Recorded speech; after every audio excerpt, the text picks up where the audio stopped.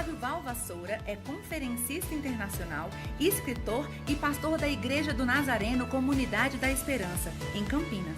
Ele é tão de casa que já dá quase para dizer que é um dos pastores da capital. Recebam com muito carinho o pastor Flávio Valvassoura. Uhul! Olha aí, hein? Nem eu sabia que eu já era pastor da capital. Eu estou no outro nível, é chique demais. O que é isso? Boa noite, gente. Boa noite. Que privilégio estar aqui com vocês. Eu já recebi porção dupla. A água representa o Espírito, então tem porção dupla sobre a sua vida também. Amém. Privilégio de poder estar de volta, estar com os meus queridos amigos, pastor Gilberto, Tuca, toda a família, com a família Capital. Nesse tempo tão especial, eu já tenho ouvido tanta coisa boa. Me falaram que tem sido dias de céus abertos aqui. E a nossa oração é de que hoje não seja diferente. Que Deus te surpreenda com uma porção fresca nova. Deus tem sempre algo maior para nós. Você sabia disso ou não? Por mais que você ache que já experimentou coisas grandes de Deus, Deus sempre tem uma porção fresca, assim nova, para derramar sobre a nossa vida. Por isso que é bom relacionar-se com o Espírito Santo todos os dias. Porque a palavra de Deus diz que nós devemos conhecer e prosseguir em conhecer o Senhor. Quanto mais você descobre das grandezas de Deus para a sua vida, mais Ele revela do seu caráter sobre nós. E eu estou orando para que essa noite seja exatamente dessa forma. Que os céus sejam hoje abertos sobre a sua vida e que você tenha uma experiência radical, transformadora. A minha oração é que hoje haja um antes e depois na sua vida. Para você que está aqui, para você que está acompanhando online, para você que está aí nas outras áreas, participando desse culto, saiba disso. Deus marcou nessa noite um encontro com você. E eu tenho certeza que os encontros que nós temos com Deus são transformadores. Não há um episódio sequer nas Escrituras de que uma pessoa teve um encontro com o Senhor que saiu da mesma forma. E conosco não será diferente. Amém. Olha só, eu trouxe alguns livros lá fora depois, quando você sair, eu quero te encorajar a ter em primeira mão, assim, quase primeira mão, porque saiu faz 2 meses o meu mais novo lançamento, chamado Não Mais Escravo do Medo. Não mais escravo do medo. Como é que você pode se livrar da paralisia e da apatia produzidas por esse sentimento tão escravizante? Você sabia que tem muita gente que não vive o seu potencial pleno porque está escravo do medo. Tem medo de dar um passo, tem medo de caminhar até mesmo em direção a uma promessa de Deus para a sua vida. E nesse período de pandemia, uma das coisas que foi produzida de uma forma mais intensa é o medo. Você sabia de que os remédios mais prescritos nos últimos meses são remédios para controlar sintomas do medo, como ansiedade, pânico, depressão. E eu quero, nesse livro, esse é o meu objetivo, guiar você à luz da palavra de Deus, sobre uma afirmação que o apóstolo Paulo faz a um filho na fé, aliás, um pastor, quando ele escreve na sua segunda carta a Timóteo, no capítulo 1, verso de número 7, Deus não nos deu este espírito de medo e de covardia. O espírito que Deus nos deu foi de poder, de amor e de moderação. E eu quero te levar à luz desse livro, e tem tantos outros, saiu um novo agora também, pela editora Orvalho, do Luciano Subirá, que vai estar aqui amanhã, chamado Herdeiros da Promessa. Como você foi chamado em Deus para ser o precursor de uma geração de bênçãos na sua vida e dos seus familiares. E eu ajudo você à luz daquele texto de Paulo aos Gálatas, de que nós somos co-herdeiros em Cristo através da nossa linhagem abraâmica. Nós somos descendentes em Cristo de cada uma das promessas da palavra de Deus. E esse livro vai te ajudar com isso. Então lá fora, quando você sair, tem esse, tem outros, e você vai poder adquirir, levar de presente. Se você tiver sem carteira, pega da pessoa que está ao seu lado emprestada, fala, olha, eu vou pegar a sua carteira hoje, vou usá-la um pouquinho, você pode comprar, passar Pix, é uma bênção, É ou não é? Afinal de contas, nós somos uma grande família, não é verdade? Nós somos irmãos e irmãs. E que mal faz você pegar a carteira da pessoa que está ao seu lado e dizer: estou sentindo no coração que Deus quer usar o recurso que Ele colocou na sua mão para me abençoar. Quem crê diz amém. Pensa num povo que vai trocar a carteira hoje. Pessoal, já tem gente escondendo a carteira. Enquanto eu falava aqui, tinha gente assim, ó, escondendo a carteira. Fica tranquilo, é tudo bênção. Pega a sua Bíblia, por favor. Vamos ficar de pé? Vamos abrir a palavra de Deus na primeira carta de Paulo aos Tessalonicenses. Primeira de Paulo aos Tessalonicenses. Nós vamos ler as saudações finais do apóstolo nessa sua primeira carta a essa igreja que se transforma numa fonte de referência para toda uma região. E nós, à luz desse texto, a primeira carta de Paulo aos Tessalonicenses, nas saudações finais, a partir do verso de número 23, nós vamos falar um pouquinho hoje à noite sobre a importância dessa vida e desse estilo de santidade. A santificação não é uma escolha, é uma obrigação de quem diz andar com Deus. Você não escolhe ser santo, a santificação deve ser a sua marca. E Paulo faz questão de deixar isso muito claro ao concluir essa sua primeira carta. Com essas palavras eu uso a nova versão transformadora para ler nessa noite. Diz assim: e agora, que o Deus da paz os torne, grife isso na sua Bíblia se você puder, e se não tiver assim na sua versão, anota, os torne santos em todos os aspectos. Em todos os aspectos. E que o espírito, a alma e o corpo de vocês sejam mantidos irrepreensíveis até a volta de nosso Senhor Jesus Cristo. Aquele que os chama, aquele que os convida a esse estilo de vida, aquele que os convoca a viver dessa forma, Paulo está dizendo, fará isso acontecer, pois Ele é fiel. Irmãos, orem por nós. Cumprimentem todos os irmãos com um beijo santo. Até o beijo tem que ser santo. Encarrego-os em nome do Senhor de lerem esta carta a todos os irmãos. A todos os irmãos. Que a graça de nosso Senhor Jesus Cristo esteja com vocês. Vamos orar. Feche seus olhos, curva a sua cabeça e abra o seu coração para aquilo que o Espírito Santo de Deus tem para falar conosco. Senhor, nós te damos graças por essa semana, por tudo aquilo que o Senhor tem feito. Obrigado por aquilo que o Senhor já tem produzido. Eu creio que corações têm sido moldados, forjados, trabalhados pela Tua palavra, por tudo aquilo que foi depositado aqui. Cada palavra liberada, cada canção, cada pessoa que o Senhor usou. Senhor, nessa semana, não há dúvida alguma de que essa palavra, ela não tem voltado vazia. Ela tem cumprido aquilo que apraz ao Senhor. E nessa noite nós rogamos mais uma vez que isso aconteça. Que essa seja uma noite de impacto profundo no nosso coração. Que essa palavra venha, Senhor, como uma espada de dois gumes, literalmente, a ponto de discernir alma e espírito, as intenções. Senhor, sonda pensamentos e corações nessa noite. Vê se há em nós algum caminho mau, Senhor. Pelo convencimento da pessoa do Espírito Santo, leva-nos ao entendimento de que se há alguma área da nossa vida que não está em harmonia com a Tua palavra e com o Teu Espírito, para que haja, Senhor, uma decisão de vivermos não mais segundo o nosso conceito, não segundo aquilo que as pessoas esperam, mas segundo aquilo que a Tua palavra determina que nós devemos viver. Assim oramos, desde já agradecidos, em nome de Jesus. E quem crê diz? Assente-se aí, por favor. Você que está em casa, fica conectado, não desvie a atenção, não saia daí, porque a gente tem muita coisa boa para compartilhar com vocês. A identidade de um povo é uma questão bastante particular, não é verdade?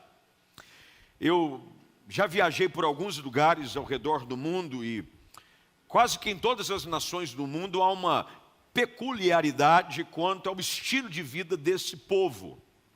Se você vai em algumas nações onde a cultura, o folclore, ele é ainda mais preservado, em algumas regiões ainda mais forte, você vai perceber em tudo quais são os valores que regem aquele povo. Desde a comida até a forma como se vestem. Eu me lembro de uma ocasião que eu tive na Coreia, há muitos anos atrás. Eu estudava nos Estados Unidos e uma das fases do programa de estudo levou os alunos desse curso de doutorado que eu estava fazendo a passar alguns dias na Coreia do Sul, particularmente na cidade de Seul. Fomos até uma igreja chamada Igreja Metodista Kwanglim. Olha que nome, Kwanglim. E quando a gente chegou, aliás, antes da gente chegar, foi feito um trabalho conosco de conscientização cultural. Ainda morávamos nos Estados Unidos na época, e na semana que antecedia a viagem, os líderes daquela viagem, daquela excursão que seria feita, reuniram-se com os alunos e disseram: olha, vocês primeiro precisam estar situados sobre algumas questões culturais. A forma como você deve falar com as pessoas, a forma como você deve reagir, a forma como você deve cumprimentar, as comidas que vocês vão experimentar, o cheiro, a vestimenta, uma série de situações. Confesso que quando eles começaram a falar sobre características do povo coreano, eu fiquei bastante curioso com aquilo que eu viria a encontrar, se era exatamente aquilo que haviam desenhado ou se haviam exagerado. Bem, viajamos, eu me lembro que o voo, nós saímos de Chicago até Seul, demorou 14, 15 horas de voo. Não aguentava mais dentro do avião. Acordava, dormia, acordava, comia, curvava de novo. Era um voo longo, sem escala. Chegamos em Seul, passamos por todo o processo de imigração. E de uma forma assim interessante, do momento que nós saímos do aeroporto e entramos nas ruas da capital da Coreia do Sul, Seul, já nos deparamos com a diferença cultural de um estilo que um povo vivia. As vestimentas eram diferentes. A maneira como o povo andava, características do povo, a língua era outra, eu não falava coreano. A única coisa que eu aprendi coreano foi kamsamnida, que quer dizer muito obrigado. Kamsamnida. Isso aí qualquer um aprende, não é? Kamsamnida. Então tudo que falava eu kamsamnida de cá, kamsamnida de lá. A língua era outra. Quando cruzava-se com qualquer pessoa na rua, mais velha, os mais jovens, tinham uma postura de respeito. Por exemplo, vinha um senhor com os cabelos brancos, tipo o pastor Gilberto, caminhando na sua direção. E aí, a pessoa, naturalmente, por respeito aos mais velhos, elas faziam caminhando. Porque dentro da cultura coreana, as pessoas mais velhas são tidas como mais sábias, mais experientes. Foi um velho que bateu palma. Tenho certeza. É muito natural. Eu também estou quase lá, irmão. A situação está brava para o meu lado também. Então a gente foi percebendo da maneira como se vestia. E aí a gente foi para o culto. O culto era diferente. A cultura também que está presente na igreja. Você sabia disso ou não? Você vai num culto, por mais que seja a mesma fé, que servamos ao mesmo Senhor, por mais que estejamos debaixo da mesma cruz, o ambiente cultural faz parte da igreja. Eu me lembro que quando a igreja evangélica brasileira, não que eu me lembro diretamente, mas eu estudar, percebeu que, eu não estou tão velho assim não, a gente trouxe pelos missionários costumes da igreja americana. E enquanto os missionários aqui estavam, isso é uma realidade, a igreja brasileira teve uma certa dificuldade de romper no crescimento. Quando ela conseguiu incorporar questões culturais, a igreja encontrou mais espaço para ministrar, porque falava a mesma língua. Então, na Coreia, No culto, tudo era diferente. A maneira como as pessoas se vestiam. Iam aquelas mulheres com aquelas roupas grandes assim, com aquele cinto colorido, com o cabelo preso, com coque, com birote. Não é? Botavam uns garfos na cabeça, parecia a Assembleia de Deus. Negócio, todo mundo ia, o pessoal maquiado, todo arrumado. O cheiro que tomava conta das ruas era outro. O coreano gosta muito de alho. Muito alho. Vampiro lá não tem chance. Alho para tudo quanto é lado. Tinha cheiro de alho nas ruas. O café da manhã eles servem um negócio chamado kimchi. Alguém conhece aqui comida coreana ou não? Kimchi. Sabe o que é kimchi, meu irmão? É repolho curtido em especiarias. O povo come aqui de manhã. Você já imaginou? Aí, pessoal, primeira manhã minha na Coreia. Repolho com alho e coisa. Eu falei, irmão, vocês não sabem o risco que isso pode causar. Isso é perigoso. Comi mal, foi o lugar que eu mais comi mal na minha vida. Eu como de tudo. Cultura. Isso define um povo. Quando você vai a outros países, você vai à Itália, massa. É ou não é? A nossa cultura brasileira, influenciada pelos nossos antepassados, boa parte deles aqui descendentes de italianos, domingo é dia de macarrão. É ou não é? Macarrão, macarronada. E você vai a alguns países, a marca, a identidade deles é muito visível. Mas sabe que isso também é uma realidade quando a gente fala de povo de Deus? O povo de Deus também tem a sua marca. É por isso que quando Deus tira o povo do Egito, ele de imediato, enquanto peregrinavam pelo deserto, em direção à terra prometida, Deus começa a trabalhar com eles uma série de regras, uma série de marcas. É por isso que os homens são orientados a tirarem a pele do prepúcio dos seus filhos, porque isso seria uma marca de separação. O nosso Deus, assim como as nações do mundo, estabelecem características que se tornam fáceis de se identificar. Também cria o mesmo conceito para o seu povo, para a sua igreja. Qual então é a marca do povo de Deus? Será que é o tipo de cântico? Será que é o estilo de roupa? Será que é os adesivos do carro que a gente põe? Íxitos, é minha bênção, ou coisas parecidas. O fato é de que nós vamos identificar que a marca mais característica de um povo, que é o povo de Deus, é a santidade. A santidade é o que define um povo como sendo povo de Deus. Se você vai ao Antigo Testamento, você vai ver que a descendência de um povo é que marca. Eu não sei quantos já fizeram aqueles exames, eu estou doido para fazer, que é de saliva. Já viu que você passa um cotonete assim na boca? E você faz um teste de ancestralidade. Dizem que ele tem assim um poder de acuracidade bastante preciso, 80% a 90%. E aí quando você faz esse teste de saliva, eles vão conseguir dizer de onde você veio. 60% Europa, 30% África, 20% sei lá de onde.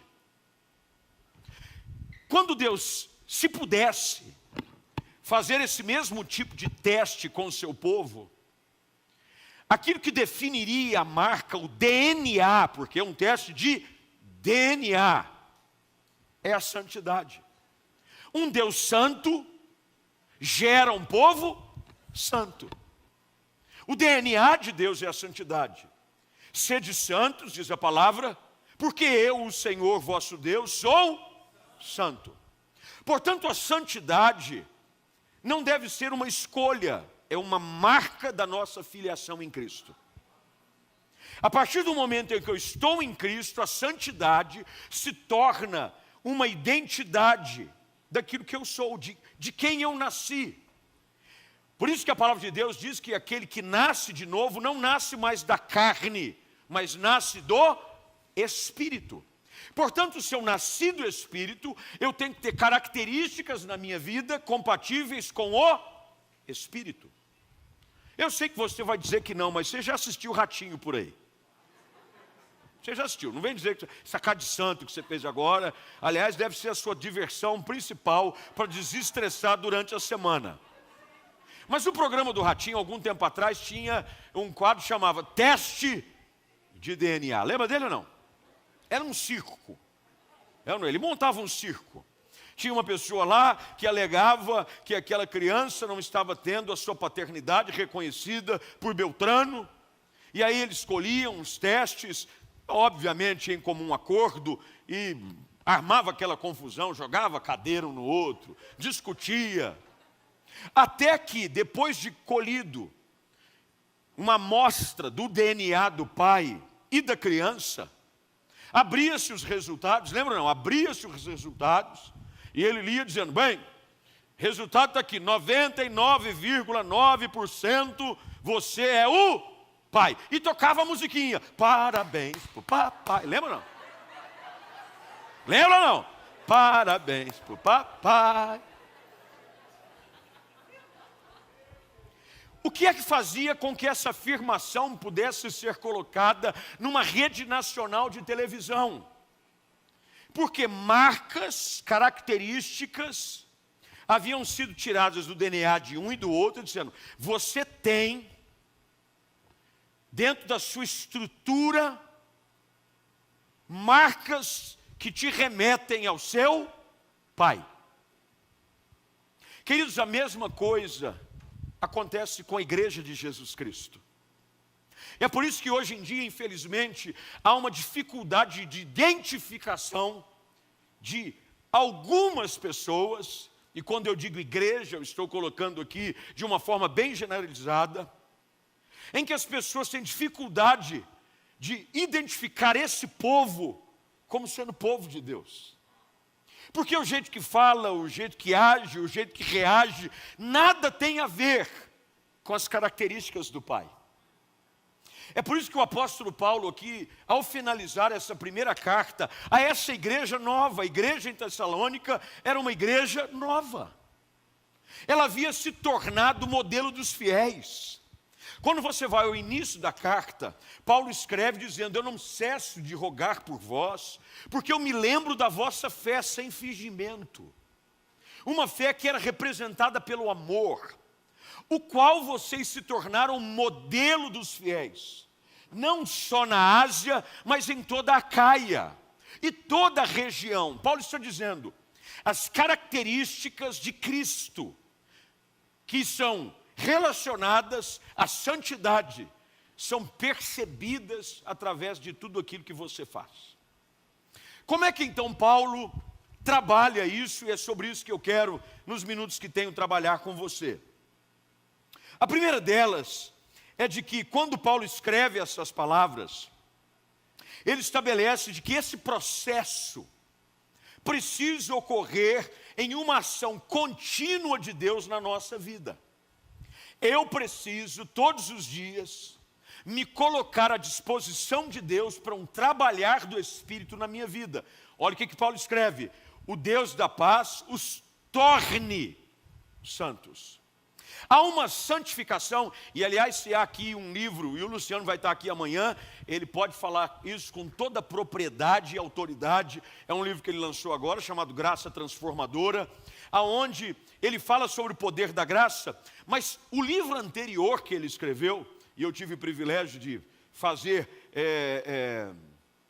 uma leitura prévia antes do lançamento, chamado O Impacto de Santidade, ele estabelece exatamente esse processo. Há um ato instantâneo de purificação que é realizado pela ação do sangue de Cristo.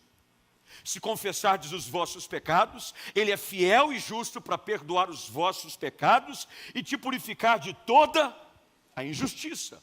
É uma santidade chamada instantânea. Mas há algo que todos nós aqui precisamos entender, de que é um processo de santidade progressiva. Deus vai nos tornando santos. Isso quer dizer que, a partir do momento em que eu encontro Jesus, o meu caminhar, o meu processo tem que ser um processo de transformação cada vez melhor, para que a imagem de Cristo seja revelada na minha vida. Eu tenho que olhar para trás, para a minha jornada em Deus, e perceber claramente, e as pessoas que estão ao meu redor também, de que hoje eu estou mais parecido com Jesus do que eu era antes. Já viu quando alguém tem filhos? Um casal tem filhos, são filhos biológicos. Os filhos biológicos, quando nascem, há aquela conversa comum: parece com quem? Primeiro que toda criança nasce com um cara de joelho. É ou não é? Eu fico às vezes impressionado, e isso às vezes é movido assim, pelo, sei lá, um sentimento que deixa a pessoa meio boba. Aí faz aqueles exames agora que não é mais 3D, é 4D. É ou não é? Aí faz o exame da criança no ventre. Aí tem gente que diz assim: olha, a boca da mãe. Olha só, parece com o pai. Meu irmão, não parece com nada aquilo. Aquilo é um negócio que está sendo gerado, e quando nascer, vamos ver o que vai dar. E quando nasce, é difícil você perceber. Mas você já parou para perceber de que no processo de desenvolvimento da criança, ela vai tendo características mais evidentes do pai ou da mãe? É normal. Assim também é na nossa vida espiritual. Quando nós somos gerados, nascidos de novo em Jesus, é fato de que agora o DNA da santidade está presente. Mas a progressão da vida com Deus tem que produzir, dia após dia, características na nossa vida em que as pessoas vão dizer: é a cara do pai. É a cara do pai. É a cara do pai. Quanto mais o tempo passa, esses dias, a minha mãe colocou, aliás, esses dias não, poucos dias atrás, hoje é dia 18, 4 dias atrás, foi aniversário de casamento dos meus pais, 52 anos de casamento. E eles, minha mãe pegou uma foto do casamento. Aliás, eu acho que nem do casamento foi, era da época de noivado, do meu pai e da minha mãe. E colocou no Instagram. A minha esposa, que não conhecia o meu pai naquela época, obviamente, porque não era nascida, mas ela disse assim: você sabe que eu notei que você está ficando cada vez mais parecido com o seu pai? Agora, graças a Deus, o ruim é se eu ficasse parecido com outra pessoa. O que se espera por carga genética na vida de alguém que foi gerado dentro de uma linhagem familiar, qual é? Características dessa família, parece com o avô, parece com o tio. Olha, ele fala, é normal, por quê? Porque essa carga genética está presente em você. O que eu quero que você entenda aqui hoje à noite, porque às vezes nós mistificamos demais a ação do Espírito para a produção de santidade na nossa vida, e nós achamos que é num culto, numa reunião, em que vai descer o fogo, e a partir de agora, pronto, virei um serafim, um querubim. Não. A palavra de Deus diz que a vereda do justo é como a luz da aurora. Ela brilha mais e mais. Cada dia mais eu vou me parecendo com Jesus. Cada dia mais eu vou sendo transformado de glória em glória.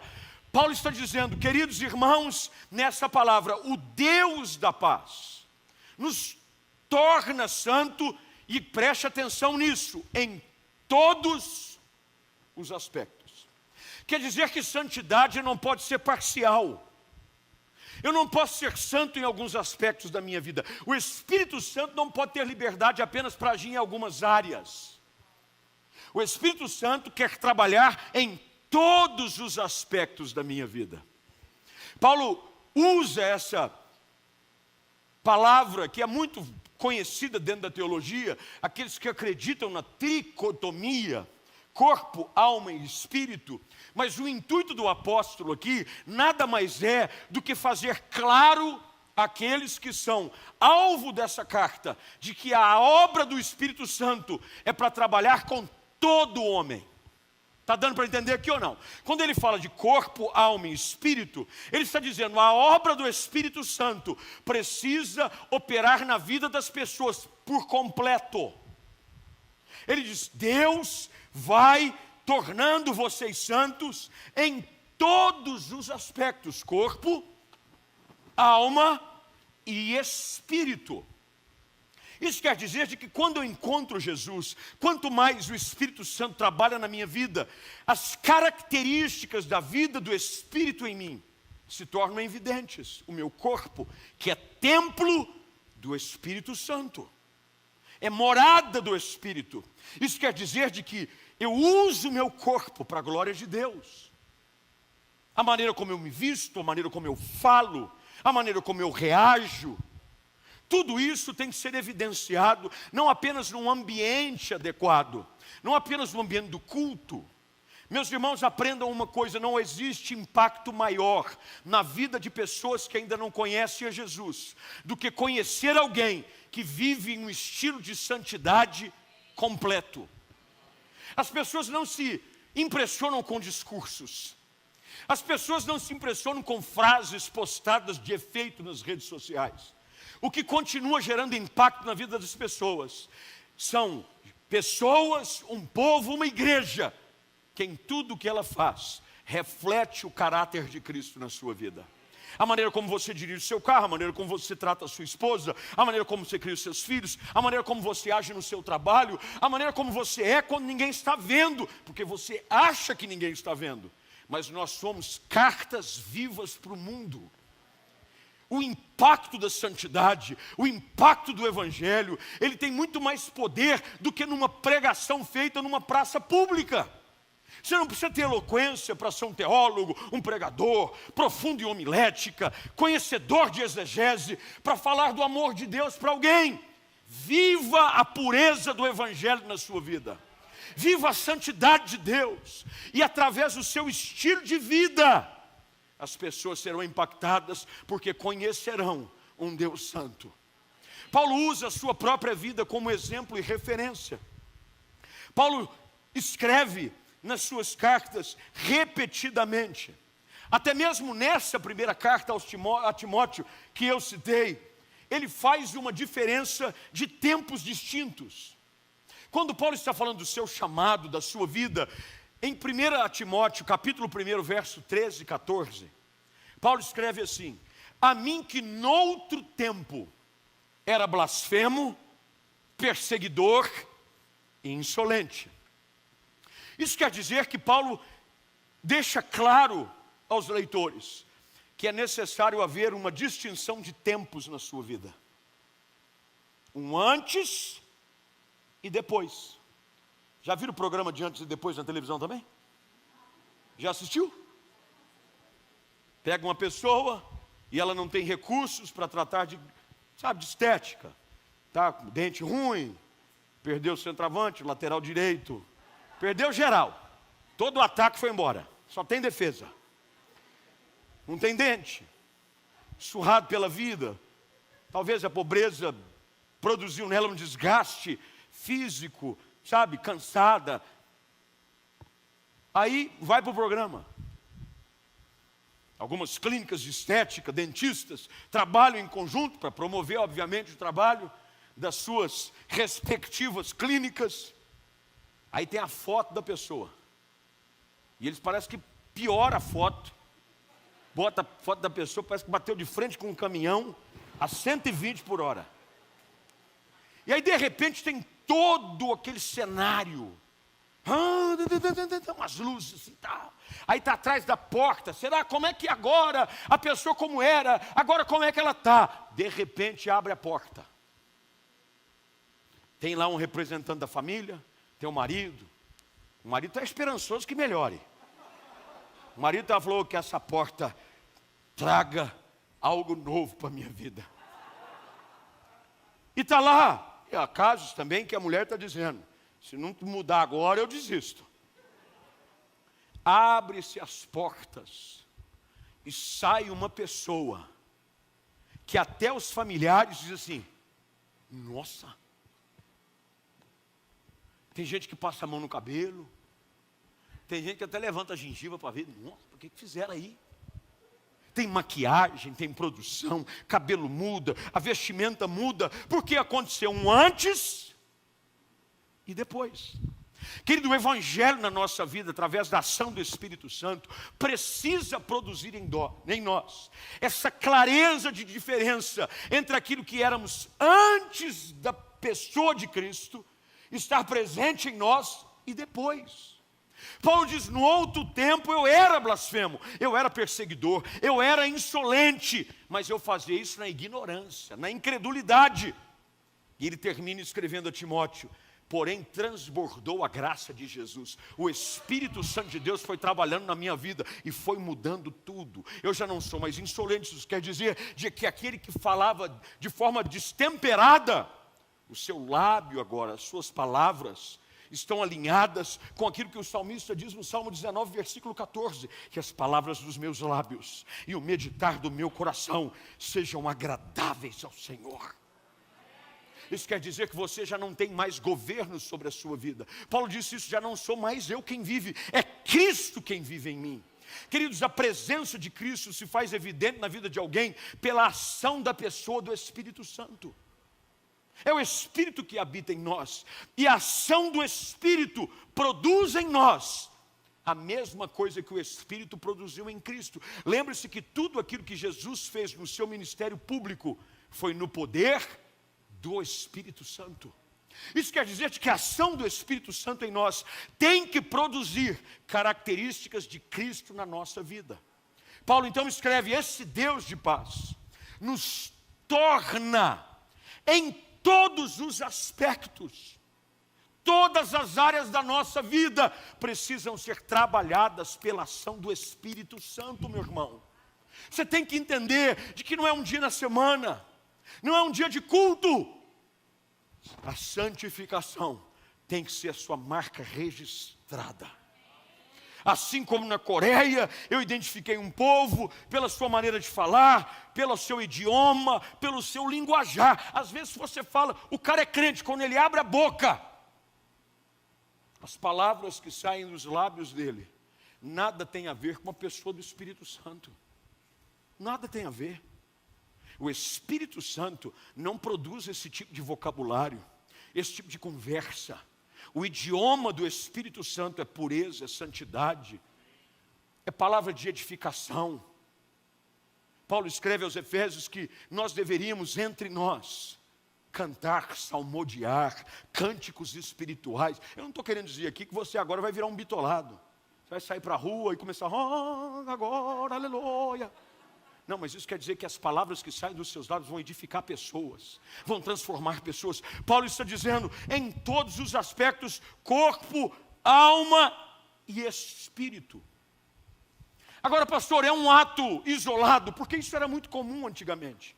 O Espírito Santo vinha, se apoderava de pessoas para algo específico. Era assim que acontecia. Por exemplo, um grande exemplo foi Sansão. Lembra-se de Sansão? O Espírito Santo ainda não habitava em alguém. Ele vinha e pousava sobre alguém por uma obra específica e depois se retirava. Porque ainda a obra de redenção e justificação não havia sido completa. Desculpe se eu estou aqui sendo um pouco demais teólogo nessa noite para te ajudar a entender. Porque o que eu quero produzir na sua vida não é uma experiência emocional. Eu quero que você entenda o que é a profundidade da verdade bíblica sobre um relacionamento com o Espírito Santo. Sansão vinha e recebia de vez em quando a ação do poder do Espírito sobre ele. Ele pegava com uma queixada de jumento e matava 1000 filisteus. Ele arrancou com suas próprias mãos e levou sobre as costas os portões de Gaza. Até que Dalila o subverteu a contar qual era o segredo da sua força. Não era o cabelo, era o seu compromisso de pureza, de obediência. E ele conta isso. Corta o cabelo dele. E um dos textos mais tristes da palavra é de que Sansão tenta se levantar mais uma vez e achava que prevaleceria contra os filisteus como os antes, mas não sabia que o Espírito de Deus havia se retirado dele. quando Paulo escreve aqui, ele fala, agora não são ações pontuais, porque eu estou cansado de ver gente com êxtase do Espírito Santo. A pessoa parece que incorpora no culto. Rodopeia, glória, vai pombinho e tudo. Mas quando sai pela porta, parece que a ação e o poder do Espírito Santo ficou aqui dentro do ambiente. Foi para um momento específico. Olha o que Paulo agora estabelece como padrão para a igreja de Jesus, para a sua vida. Ele diz, meus irmãos, essa ação do Espírito, que produz e os torna santos, ele diz que vocês sejam mantidos irrepreensíveis até a volta de nosso Senhor e Salvador Jesus Cristo. Isso quer dizer de que agora eu não mais sou tomado de ações isoladas do Espírito. Isso quer dizer de que a manifestação do Espírito Santo no ambiente de um culto como esse, que nos faz chorar, que nos faz cantar, que nos faz cair com o rosto no pó, não fica limitada a esse ambiente. Quer dizer que quando você sai e entra no seu carro, o Espírito Santo de Deus continua trabalhando na sua vida, e a forma como você vive continua sendo irrepreensível. Isso quer dizer, não é passível de repreensão, não pela parte dos homens, porque, meus irmãos, a régua dos homens tem medidas diferentes. A irrepreensão que o apóstolo aqui se refere é a pessoa do Pai. É Ele quem vai olhar para você e vai dizer, você não está agindo como um filho meu. Você não está agindo como alguém cheio do meu Espírito. E Paulo diz, vocês têm que ser mantidos irrepreensíveis. Aí a gente vai se lembrar o que é que Paulo escreve aos Efésios. Andai no Espírito e jamais satisfareis os desejos da carne. Pastor, o que você está querendo dizer? Eu estou querendo dizer o seguinte, essa mesma ação do Espírito que está sendo produzida nesses dias, nessas noites, na sua vida, precisa ter da sua parte um desejo, uma decisão e uma convicção contínua de que eu vou andar no Espírito. Eu vou andar no Espírito, eu não vou correr no Espírito, eu não vou voar no Espírito. Andar é um movimento comum de todo homem. Nós andamos, nós caminhamos. Isso quer dizer, onde quer que eu vá, as coisas comuns. Nem todo mundo corre. Eu sou um desses. Estou fazendo um tratamento, um check-up aí, porque eu quero ver. Fui fazer, é bioimpedância que fala? Na bioimpedância, a minha idade deu 75. Falei, o sangue de Jesus tem poder. O Senhor repreenda esse aparelho aí. Que conversa é essa? O médico falou, ó, deu 75 aí, filho, ó, isso aí. Aí eu fui fazer um tratamento, Aí ele perguntou para mim, o médico, exercício. Nunca vi nem ouvi, eu só ouço falar. Tem um negócio por aí, acontece, de vez em quando eu vejo o pessoal, não corro. Aí ele falou assim, caminhando, a gente caminha. Ele falou assim, o que as pessoas precisam entender de arte, que o caminhar faz parte da vida comum de todos nós. O que Paulo está dizendo aqui de andar no Espírito, é você trazer a presença do Espírito para as coisas básicas e cotidianas da sua vida. Eu ando no Espírito. Eu ando no Espírito. Eu vou trabalhar na presença do Espírito. Eu venho para a igreja na presença do Espírito. Eu dirijo o meu carro. Eu me relaciono com os meus filhos, com a minha família. Eu ando no Espírito. Porque todas as vezes que eu estou andando no Espírito, isso quer dizer que eu tenho a companhia, a presença do Espírito. Eu não dou lugar à minha carne. Porque a palavra de Deus diz que a carne milita contra o Espírito. Eles são opostos entre si. Paulo está aqui dizendo claramente, e eu só quero te ajudar a olhar para esse texto compreendendo o que ele diz. Sejam mantidos irrepreensíveis, sem houvesse em mim algum caminho mau. O desejo de pureza e santidade tem que ser, assim como você vai diante de um espelho todos os dias, para ver se a sua aparência está de acordo. Você não penteia o cabelo de vez em quando. Você não se arruma de vez em quando. Qualquer que seja o lugar que você vai, você não quer ter a sua aparência distorcida. Aí você vai diante de um espelho. É por isso que Paulo escreve aos Coríntios, dizendo que diante de um espelho, que é a palavra, nós contemplamos. E o Espírito Santo de Deus vai dizendo: essa área da sua vida não é ajeitada, o cabelo está lambido, tem um revoltado aqui atrás, faz uma chapinha, passa um babyliss, e assim vai. Isso quer dizer que todos os dias, cotidianamente, eu vou sendo mantido irrepreensível. Até quando? Até a manifestação do Filho de Deus. Meus irmãos, padrão de vida de pureza é contínuo, até o dia em que eu tiver que me apresentar diante daquele que me salvou, me separou e mudou a minha história. Eu tenho que caminhar todo dia em pureza, em santidade, até a volta de nosso Senhor Jesus Cristo. Quando o anjo da igreja recebe a revelação daquele que é o Cordeiro de Deus, lá no livro de Apocalipse, a palavra que Deus dá é de que aquele que for fiel até a morte, é até o final. Eu caminho até o final, porque dentro desse mesmo contexto está apresentado de que o Senhor vem buscar para si uma noiva que é pura, santa, ataviada. Isso quer dizer que é alguém que não há mancha, não há nada que esteja em desacordo. Pastor, mas eu olho para isso e há algumas áreas da minha vida que eu não enxergo essa realidade. É nessa hora que você entra no verso de número 24 e entende o poder e a profundidade daquilo que Paulo está nos chamando a viver. Porque tem gente que coloca num padrão de impossibilidade esse estilo de vida de santidade, porque acha que é pelo seu poder, pela sua força, pelo seu esforço apenas. Olha o que Paulo escreve, e eu já estou terminando. Aquele que o chama fará isso acontecer. Quem te chamou, veja só, Deus não nos chamou senão para um padrão de vida de pureza e santidade. Como é que eu escolho viver? Como é que eu consigo viver essa vida? Você vai dizer para Jesus: Ele é quem batiza com Espírito Santo e com fogo. Quando João foi interpelado sobre ser ele o Messias, ele disse: o que vem após mim, eu sequer sou digno de desatar as sandálias dos seus pés, mas ele tem na sua mão uma pá, a qual ele recolhe toda palha, toda imundícia e joga no fogo.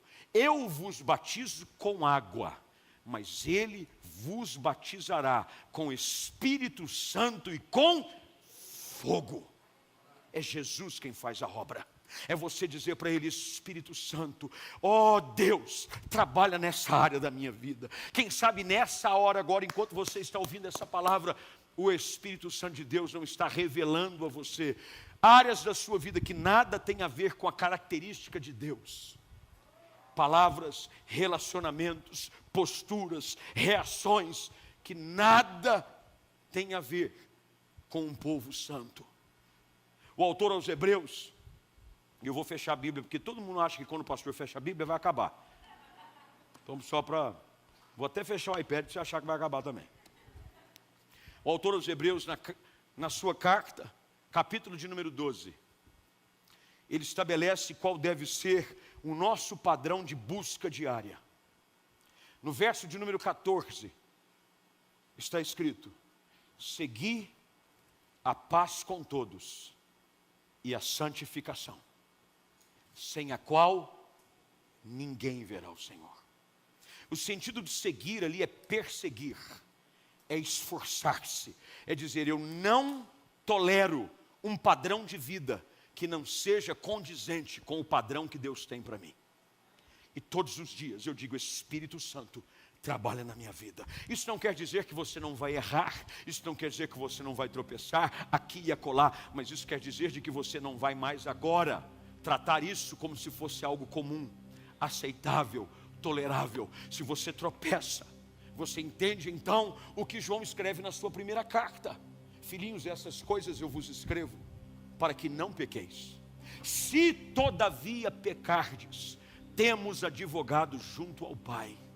Isso quer dizer, Senhor, há áreas da minha vida que eu preciso da ação do Teu Espírito. Trabalha em mim.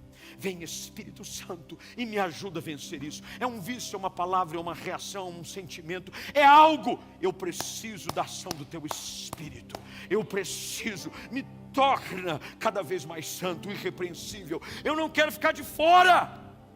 Eu quero ser contado e identificado como um povo de propriedade exclusiva do Senhor. O nosso Deus é um Deus zeloso. Se você quer ofender um pai ou uma mãe, é dizer que os seus filhos não se parecem com ele.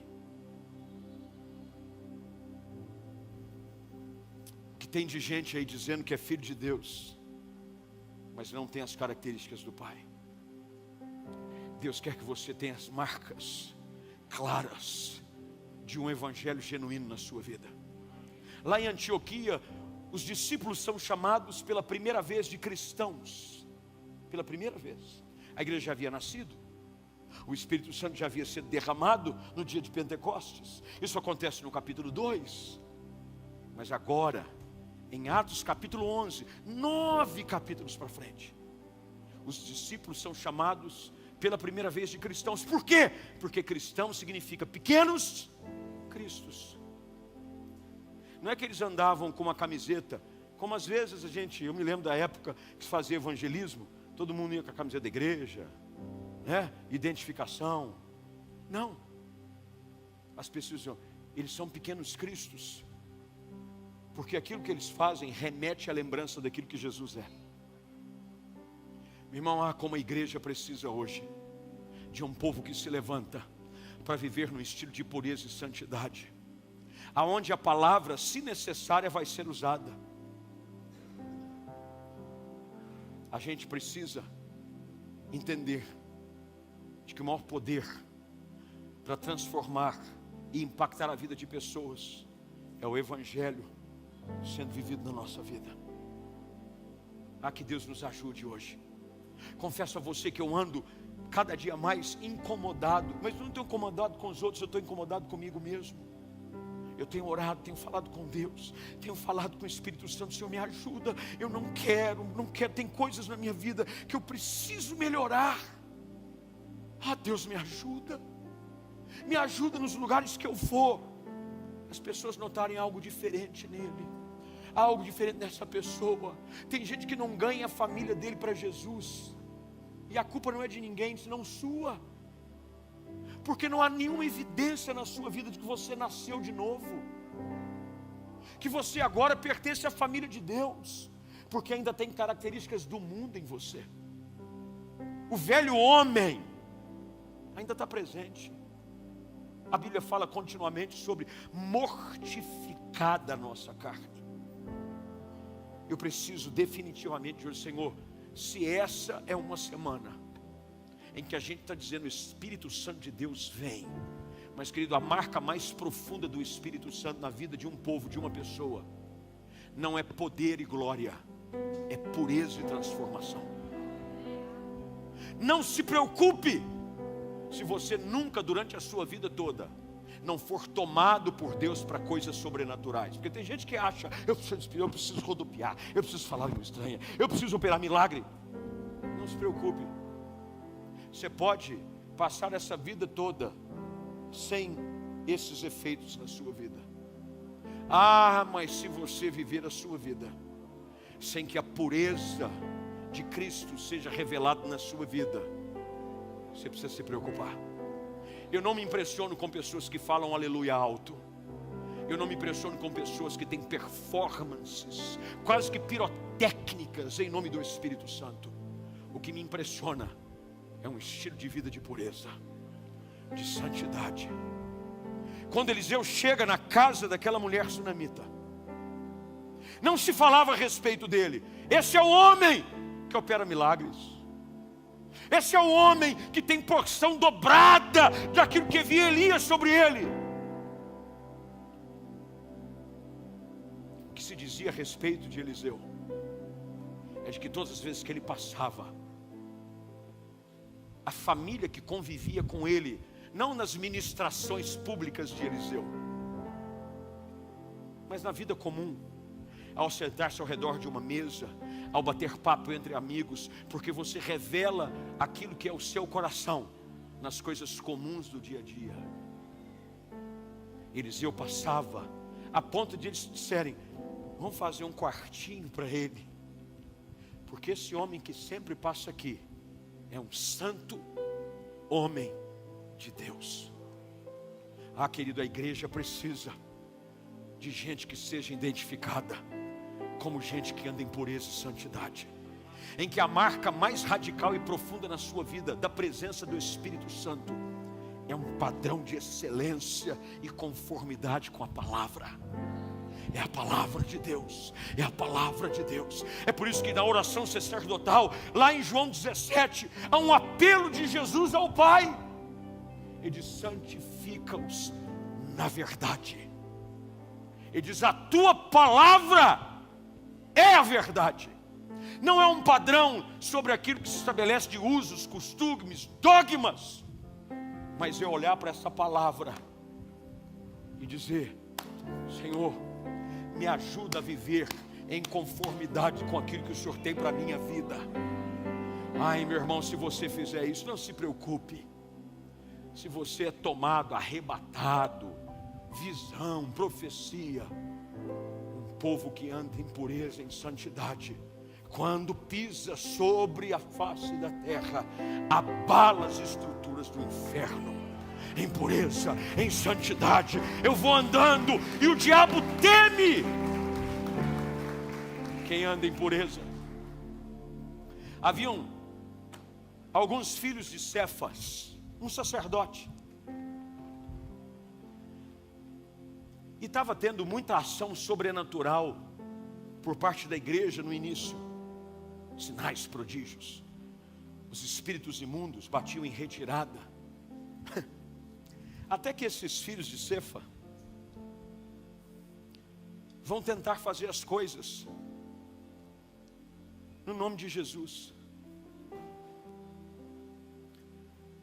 A Bíblia diz que eles tomam uma surra, porque os demônios dizem: eu sei quem é Jesus, eu também sei quem é Paulo, vocês eu não sei quem são, porque não é o seu estilo. Tem gente que só tem performance e pureza de vida. Preguei esses dias Mateus 14. Nos últimos dias muitos dirão: no teu nome expelimos demônios, no teu nome curamos enfermos, no teu nome profetizamos. E eu lhes direi: apartai-vos de mim, vós que praticais a iniquidade. Jesus não se impressiona com performance. Jesus diz: eu nunca vos conheci. Porque o que faz a identificação de Cristo conosco é a pureza produzida pelo mesmo Espírito. O Espírito testifica com o nosso espírito que somos filhos de Deus. Tem que haver essa identificação de pureza, de vida santa, de vida pura. Ah, meu irmão, o meu desejo, eu vim aqui a Brasília hoje à noite. Aliás, esse é o meu tema predileto. Eu sou filho de uma igreja que o slogan da igreja é santidade ao Senhor. Eu fui criado aprendendo de que a santidade ao Senhor não é uma opção, é o estilo de vida desejado. E Deus me trouxe aqui hoje à noite para dizer para você que está aqui presente, acompanhando, quer seja onde, que o que Deus espera de você nesse novo ano, para esse novo tempo para a sua vida, é que você dê a Ele o seu coração. Me dá o seu coração para andar em santidade, em pureza. Senhor, eu encontro dificuldade, eu vou fazer a obra na sua vida. Dá liberdade para eu trabalhar, dá liberdade para eu te convencer do pecado. Deixa o meu fogo purificar a sua vida, e você vai ver essa transformação, e você vai andar em pureza e em santidade, e a glória de Deus será cada dia mais manifestada na sua vida. Você ainda crê nisso? Quero orar com você, fica de pé. Feche seus olhos, curva sua cabeça.